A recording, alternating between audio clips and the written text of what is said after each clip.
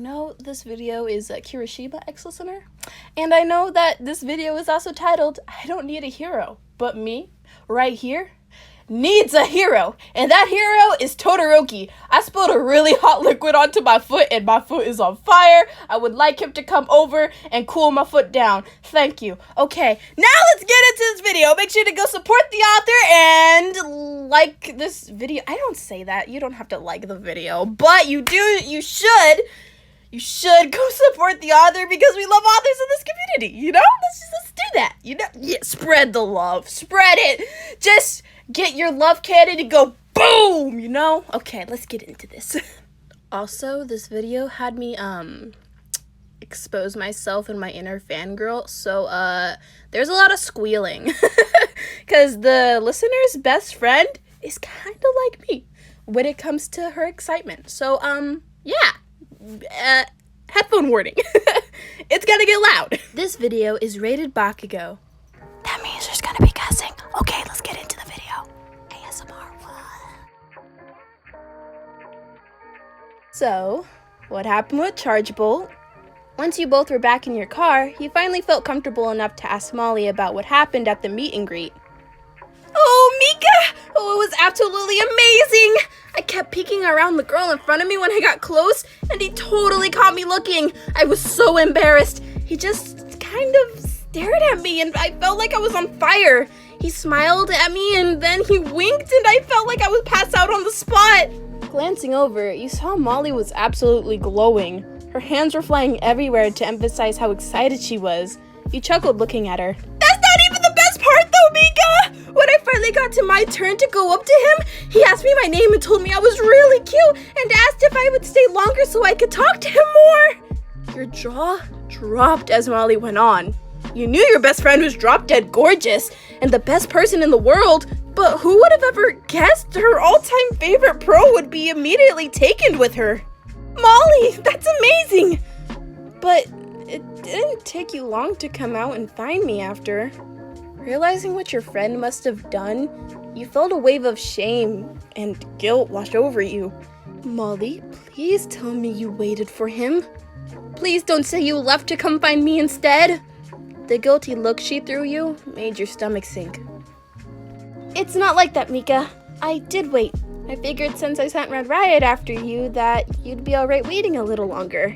I knew you'd kill me if I didn't wait for him. So I did! But I definitely left quicker than he would have liked. But guess what? Before you could get a word out, she interrupted you.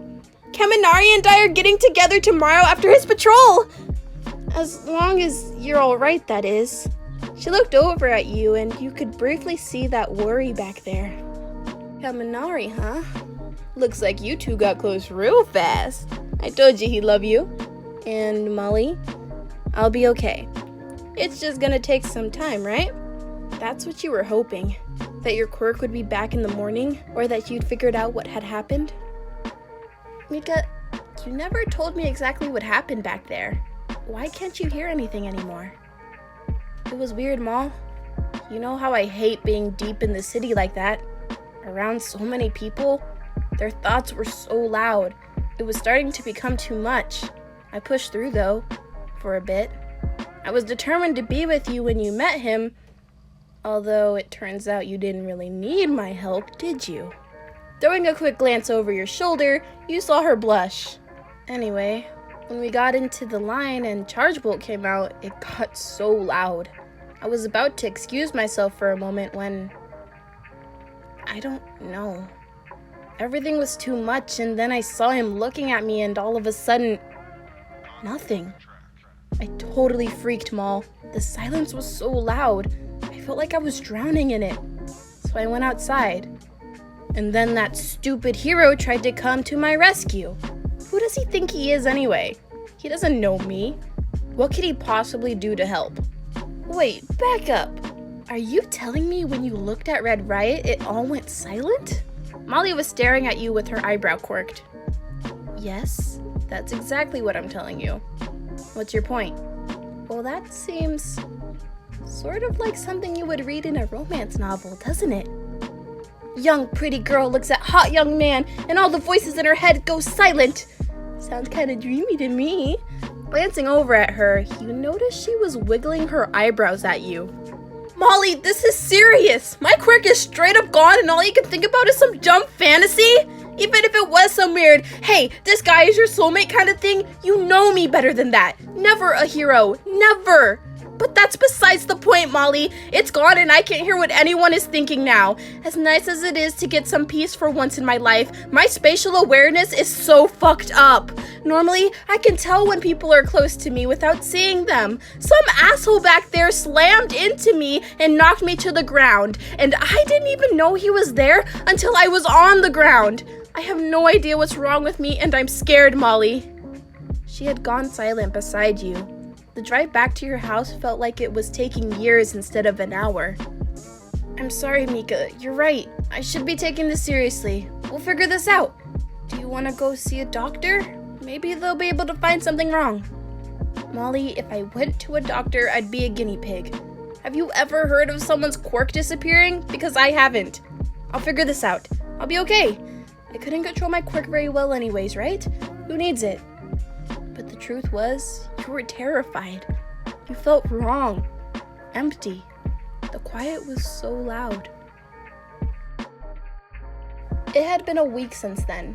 As much as you were hoping your quirk would be there when you woke up, it wasn't. Everything was still quiet.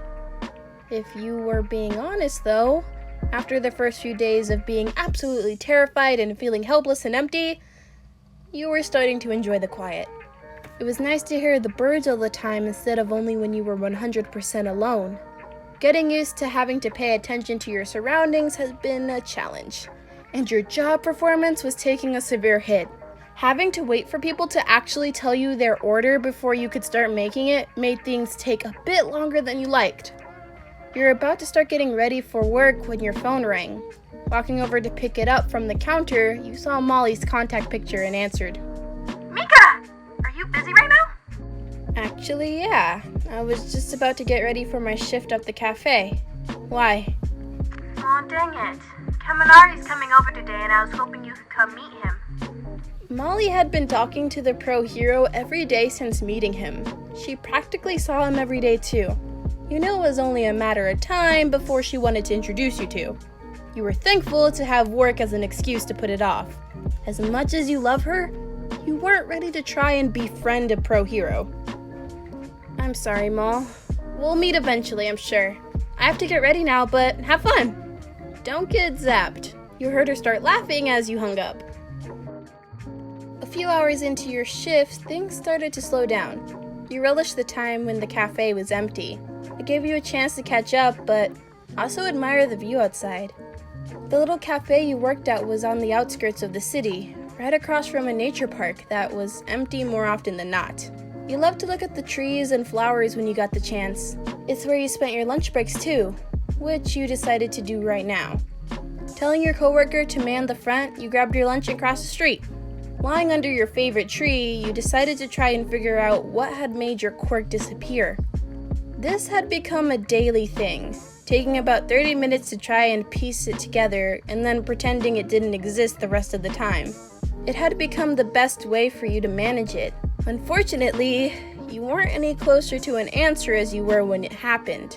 You were running out of theories. 30 minutes passed by and you slammed shut your notebook and headed back to the cafe frustrated. You didn't particularly notice the customers who were in the shop as you went to the back and put your things away. Hey, I'm back from lunch if you want to go and take your break. Your coworker was smiling at you, just a little too widely for your liking, and you cursed your quirk for disappearing. Why are you looking at me like that? Is there something on my face? No, there's nothing on your face. You didn't tell me you knew Red Riot. You felt heat rush to your cheeks. How did your coworker even know you had met Red Riot? What are you even talking about? I met him last week and promptly told him to leave me alone. I don't really consider that knowing someone. How did you even know about that? Well, if that's the case, it looks like someone doesn't know how to listen. I'm gonna go on my break, but I expect all the details when I get back. She wiggled her eyebrows at you as she pushed past you into the back room. Why did what she said make your stomach do a flip? Peeking around the corner into the shop, you caught a glimpse of someone sitting right at the counter. He was drinking coffee and looking at his phone, occasionally looking around. His red hair was spiked up the same way it had been when you had met, but he wasn't wearing his hero costume, just a normal t-shirt. He looked surprisingly more human this way. Why the hell was he here though? No pros come to this shop. They favor fancier shops in the city. You weren't complaining about that though. You preferred the quiet nature of this place. Taking a deep breath, you walked out to the counter. He looked up as you walked out and his face lit up. His smile was bright and reminded you of the sun. Shaking your head, you tried to rid your mind of any thoughts about him other than what he was doing here. So what? Pro heroes are stalkers now? You cringed internally at how rash that had sounded. He may be a hero, but he didn't deserve immediate cruelty. His smile dropped off his face for a moment before turning into a smaller smirk. Danky told me the coffee here was really good, and that you made it the best. So here I am. His smile grew a little wider as he spoke. You noticed his teeth were pointed and looked razor sharp, like a shark. Well, that's amusing, considering I've never met him and he most certainly hasn't been here while I was working. He furrowed his eyebrows at that. Before you could think too much on it, you had a realization and interrupted him. How did he tell you? Was it in person? He looked up at you, clearly confused. No, he texted me an hour ago. Why? Molly! That asshole! She's been with him all day. I'd be willing to bet it was her, not him. She isn't particularly happy with me for the way I treated you last week. You looked at him apologetically. Well, that's okay. You were obviously going through something. Even if it wasn't Danky, the coffee here is definitely worth it. Why isn't this place more popular? You chuckled at that. You think that coffee is good? Molly wasn't lying. We do it pretty well here. But I make it best. What's your order? I'll make you another. He smiled at you and told you his order. You quickly went about making it, catching him smiling as he watched you from the other side of the counter. You were going to kill Molly later. But for the moment, you completely forgot he was a hero, just enjoying that bright smile. You placed his coffee in front of him and watched as he tipped it back. He closed his eyes for a moment before he spoke. That is on a whole different level than the one the other girl gave me. How'd you do that? He was staring at you with wide eyes. You laughed at the face he was making. I guess I'm just that good. I've been doing this for a while. You tend to pick up on the little things after time. You smiled as he took another long drink. He looked happy. He looked up at you and caught you smiling. That looks good on you, you know? You have a really nice smile. I'm glad I finally got to see it. Heat rushed to your cheeks as he looked to you. Thankfully, at that moment, a customer came in and walked up to the counter. You cleared your throat and internally begged your face to cool down. Hi, what can I get for you? You recognized the customer, but you didn't remember his name. You have to ask? Thought you had everyone's order memorized by now. You usually start on it right as I walk in. Are you alright? You felt guilty for having to lie to him. He wasn't the first customer to ask though. So, you automatically launched into the story you had made up to tell them all. I'm sorry, I was in an accident last week and I've been having some memory issues ever since. I'm sure I'll get back into it quickly. Just have to relearn everyone's order. You saw Red Riot look up at you and furrow his brow when you said that. You silently prayed he wouldn't ask you about it. I'm sorry. I'm sure you'll get back into it in a jiffy. You're everyone's favorite barista for a reason.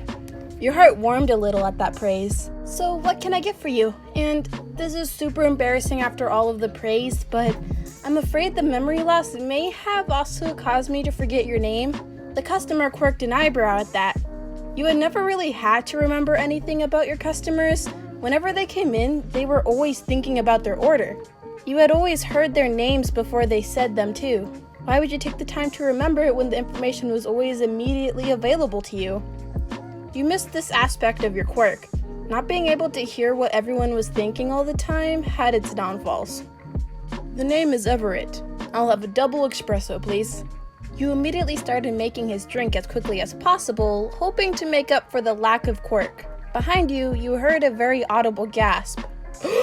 Are you Red Riot? The pro hero? Hearing the redhead chuckle, you felt your heart drop. You had let yourself forget for a moment that he was a hero. All of the nice things he had said to you began to feel like a dagger in your chest. You would never allow yourself to befriend a hero. Finishing Everett's drink, you turned and went to hand it to him and saw he was now in a deep conversation with the pro. You weren't listening to the conversation. You didn't care to hear about the nonsense heroes and their fans talk about. Doesn't Mika make the best coffee? I'm not surprised that a pro finally made their way to this place. It's amazing it has stayed as quiet as it has this long. Red Riot smiled and looked up at you. The coffee is absolutely amazing. It's like a dream. I have a feeling I'll be here pretty often. Your heart sank even further and you frowned, turning to clean up your station, determined not to turn back around unless you absolutely had to. You heard the bell at the door and glanced over to see Everett leaving. What happened to you last week? You closed your eyes and sighed. That's none of your business, Red Riot. You said it harshly, more harshly than you meant it to, but you were hurt. Why would the world bless a hero with a smile as bright as that? Please call me Kaminari. Everyone else calls me by my hero name. It'd be nice if you didn't. And look, I know last week is obviously a sensitive subject, but if it was bad enough that you're having memory issues, you should have let me help you. What if I could have prevented it? Your entire body immediately felt like it had been lit on fire as anger flooded your veins. You turned and gave him a look that could kill. A look filled with cold, seething rage. I do not need some hero to help me. My life is none of your business. Leave. He looked taken aback by your words. Why do you say it like that? Like it's a bad thing. It's okay to need help, Mika. Everyone does. You hated the way your heart melted when he said your name. But much bigger than that, you hated that he was a hero. You hated every word he said. You felt your body getting hotter when you heard the bell ring and heard Molly's laughter coming in. She looked at you and immediately halted. She ran behind the counter and looked from you to Red Riot. She pushed her way in front of you and grabbed your face. Mika? Mika, go home now. I've got the counter. Go. Looking at her, she seemed to be the only real thing for the moment. Her words sank into your mind and you turned and left the shop without a word. Molly sighed as she watched you walk out, thanking God she had convinced Denki to come to the shop. He was standing by the door, still looking incredibly confused. Kirishima was staring out the door too. I should have known better than to tell you to come here, Kirishima. I'm sorry. Molly put her head in her hands. Denki walked up to the counter quickly. You alright, babe? What the hell just happened? She looked ready to kill someone. What did you say to piss her off, Kiri? Denki was looking from Molly to Kirishima. I didn't really say anything. She told a customer she was in an accident last week and that she was having memory problems. When he left, I asked why she wouldn't let me help her last week, and she got so mad. Kirishima looked back at the door. Molly sighed again. Listen, it's not my story to tell. Short and simple of it, Mika doesn't like heroes. She hates the whole premise of you guys. Something major happened at the event. Don't ask me about it. It's really not up to me to tell you. I've only seen her with that look one time before, though. I'm just glad I got here when I did. Molly had flashbacks to the night, seeing your face then, seeing it now. It was too close. Way too close. Denki cleared his throat. Do you even know how to make coffee? Molly looked up at him confused. Realization set in and she laughed. Denki, I started here at the same time Shay did. We bought this place together. Even if it's just hers now, I've got the counter handled. Both men looked up at her. Wait, you guys own this shop? Kirishima looked around the place again as she continued to laugh. It was always Mika's dream to own her own cafe. Let's just say, dear old dad would do anything to keep me quiet about certain things. So I got her this place! It's a long story, but when your dad's a rich asshole, there's really only one benefit. Denki raised an eyebrow at her. Babe, you're so hot. Oh my god, Denki, not here! Molly was laughing again, but she saw the way Kirishima was looking down at his cup. She pitied him. If only he hadn't been a hero.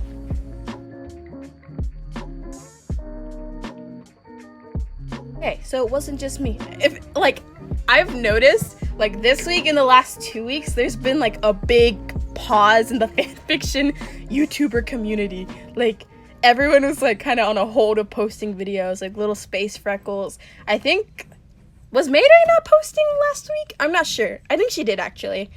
I need to catch up on her videos. I don't think Geeky Reader posted anything last week. I'm not sure, but yes. I definitely wasn't posting anything, and I was stressing the heck. I was like, I'm so sorry, guys. The difference between before and now is no one used to watch my videos, so there wasn't pressure. And now I'm like, oh my god, I need to stick to a schedule. But my schedule is so messed up, so I am sorry. My Snowflake is coming out soon. Soon. I know I say soon, and soon is soon.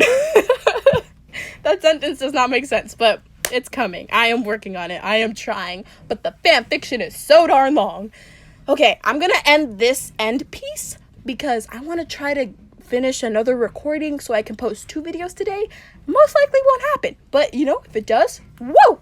If it doesn't, boo! But, you know, we're going to do it. I hope you guys have a wonderful day. Make sure to go support the author because we love them.